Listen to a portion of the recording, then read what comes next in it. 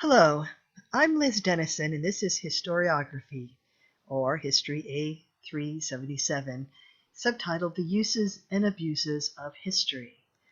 I have created this course with the subtitle The Uses and Abuses of History, in part because of the work written by Nietzsche in 1874. It's a very short work, and you can download it and read it online if you're interested. It's, I think, a fascinating work that he had titled On the Use and Abuse of History for Life.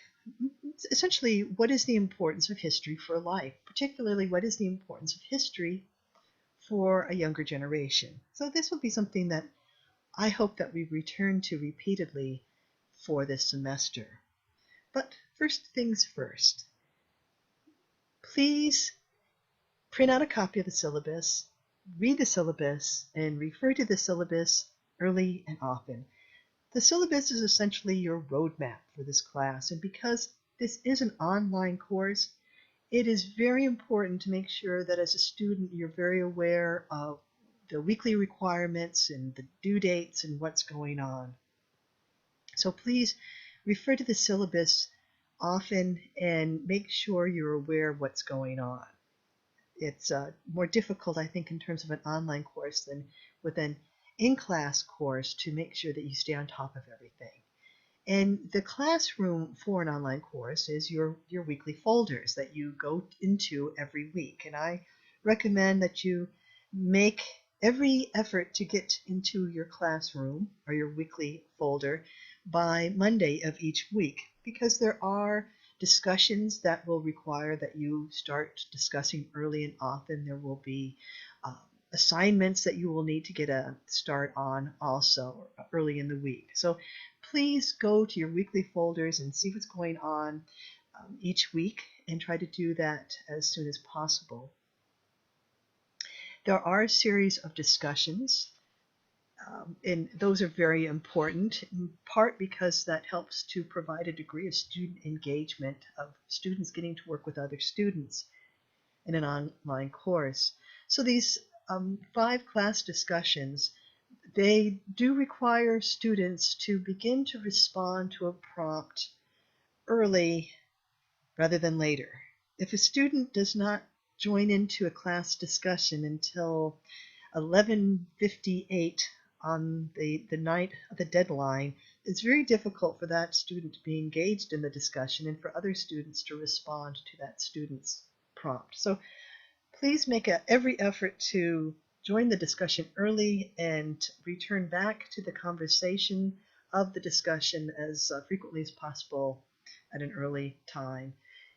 And also read. Make sure you do the readings. I have tried to make sure that the readings are enjoyable, they are relevant, and they should really sort of hit on some of the major ideas of the uses and abuses of history. And we'll be looking at these in more detail throughout the semester. So read the assigned readings. Many of them are on Blackboard. There are also some assigned books. And also you will be asked to be engaged in 2 research projects, and we will have more information on that later on. But you will be asked then to do further readings and research beyond what is presented in this syllabus. So we want to keep that in mind, that historiography also demands some research. And it also asks you to be engaged as a history student that is eager to look at the uses and abuses of history. Your voice should be heard, and I hope that we hear it early and often, which leads us to the first week's assignments. So please spend some time just touring the Blackboard site for History 377 and get a feel for how it works, and press all the buttons and read what's going on and check it out. There's also a LibGuide that was created for this course by Kevin Keating, and this library guide or LibGuide will be very useful in helping you also understand historiography, and is another sort of pathway to get into this course and to think about historiography. It has some very useful items on it One of the very useful items that is a requirement for the first week is the library anxiety scale, a quiz for you to take to get a sense of your comfort level with using the library and researching in the library, particularly as it pertains to an online course. So check out both the Blackboard site and the LibGuide created for this course, and do the readings that are posted. And I think that since the readings are pretty light for the first week, you can get a start on John Arnold's History, A Very Short Introduction. And this is a wonderful, brief introduction into historiography, and it's a gem of a book, I think. So you might want to start reading that because we will be working with that next week. Then you've done the readings, you've done a tour of the Blackboard classroom site. Make sure you don't forget to do all the required assignments. There's a VoiceThread introduction for you to do. I'm quite fond of VoiceThread, and I hope that you will also begin to enjoy using VoiceThread. I find it a really useful tool for student engagement and for discussion in an online course. Take the library anxiety scale. Again, that's in the LibGuide section for this course, and do the course prep quiz. And once you've done all that, you should be good to go. So, looking towards week 2 and what's going to be happening then, always looking forward, there will be the historiography lecture, where I will then be presenting some of the big ideas of historiography, sort of the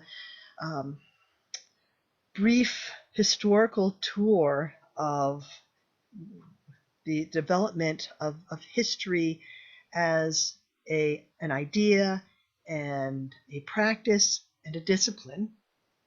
Make sure you read Arnold's short work, because that will be the basis of your first quiz.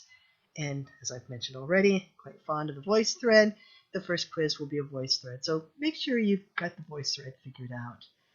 I have here a slide that gives you some questions to think about for your reading of Arnold's History, A Very Short Introduction, to think about. And I will be using some of these ideas for the first quiz. So when you're thinking about Arnold's History, A Very Short Work, he stresses this notion of Thucydides' tower and escaping Thucydides' tower. This is a very key idea, so consider what this means. What is Thucydides' tower? How do you escape it? Why do you escape it? What does that mean?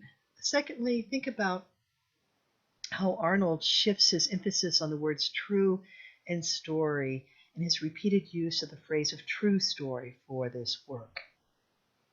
Thirdly, Arnold deals with the whole question of Marxism and its importance for historiography and history for the 20th century.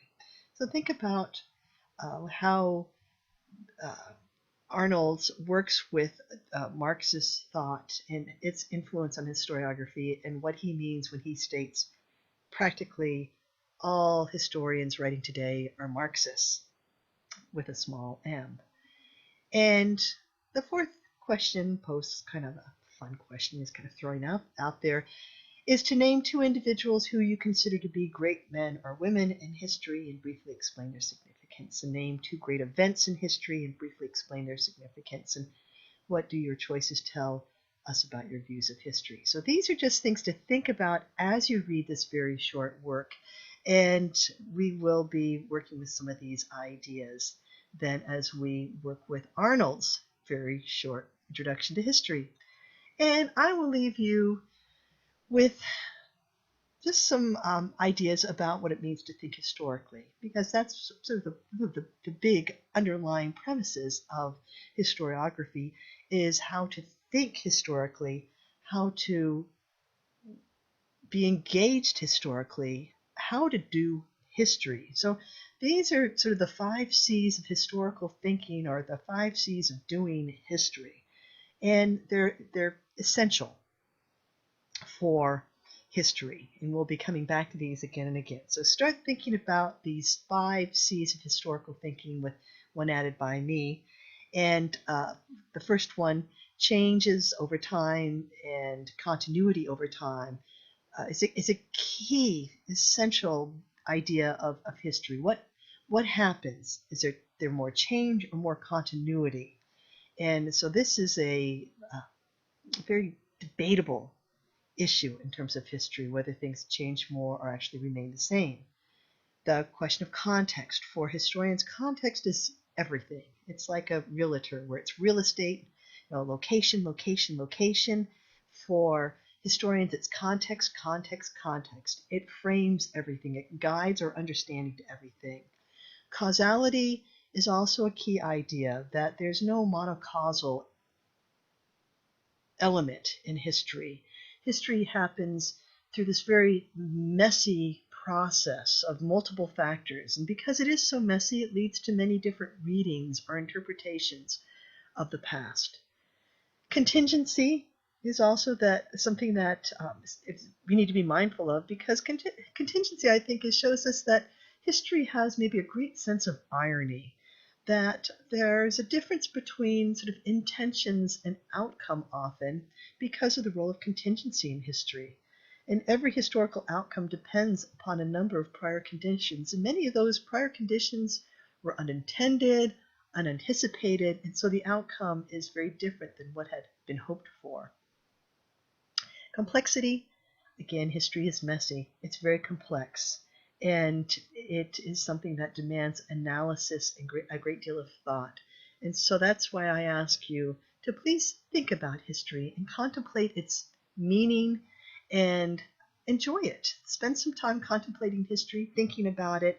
And these C's describe our shared foundations of history as a discipline, and they're very useful tools to formulate and support arguments. And we will be working with these ideas for the rest of the semester. I look forward to spending this semester with you. And please remember that even though this is an online course, we are all real people with real lives. And if you have any questions, come and talk to me or email me, and let's work together to make this a really great class. And I look forward to hearing from you in your student introductions.